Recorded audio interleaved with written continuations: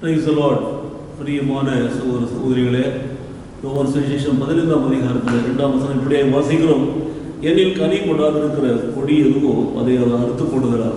பிரியமானவர்களே, கனி கொடுக்கிற அந்த கொடியை குறித்து நாம் நேற்று பார்த்தோம். இன்றைக்கு நாம் பார்க்கிறோம், கனி கொடுக்கிற கொடி நற்கனிகள் கொடுக்கிற பொழுது கர்த்தர் அதை அறுத்து போட மாட்டார். கனிகள் சரியான முறையில் கொடுக்கவில்லை என்று சொன்னாலும் சரி, நல்ல கனிகளை கொடுக்கவில்லை என்று சொன்னாலும் சரி, அதை கர்த்தர் அறுத்து போடுவார். ஆகவே கர்த்தர் ஒரு பரமபிதா தோட்டக்காரராக இருந்தால் அவர் செய்கிற காரியத்தை குறித்து தான் நாம் புரிந்து கொள்ள வேண்டும். ஒரு திராட்சை செடி, திராட்சை தோட்டம், திராட்சை கொடி, தோட்டக்காரர் கனிகள் அறுக்கிறார். ஆனால் நானே மெய்யான திராட்சை செடி சொல்கிற இயேசு கிறிஸ்து பிதாவினால் நாட்டப்பட்ட மரமாக இருக்கிற பொழுது அந்த பிதா நம்மிடத்தில் எதிர்பார்க்கிற காரியங்களை நாம் கொடுக்கிறோமோ, நல்ல கனி கொடுக்கிற மரங்களாக நாம் இருக்கிறோமோ என்பது தான் இந்த வசனம் நமக்கு உணர்த்துகிறது. பாருங்கள், நாம் கர்த்தருக்குள் நிலைத்திருந்தால், இந்த கொடியானது செடியில நிலைத்திருந்தால் அது நல்ல கனி கொடுக்க போகிறது. நல்ல கனி கொடுத்துன்னா தேவனை அறுத்து போடவே மாட்டார்.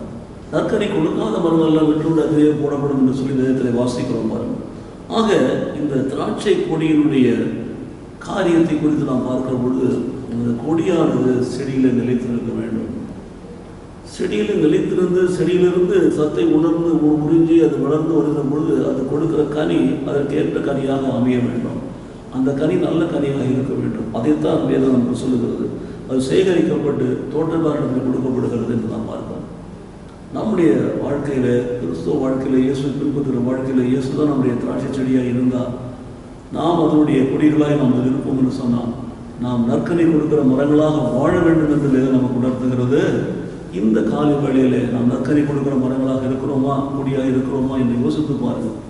இல்லை என்று சொன்னால் தேவன் நாங்கள் நறுக்கி கொடுக்கிற பொழுது நாம் கொடியிலிருந்து செடியிலிருந்து கட் செய்யப்படுவோம், நாம் முறித்து போடப்படுவோம், செடியோடு கூட தொடர்பு இல்லாமல் மாறிடுவோம். அப்போ நானே மையான திராட்சை செடி என்று இயேசுவை நிலைத்திருக்க மாட்டோம்.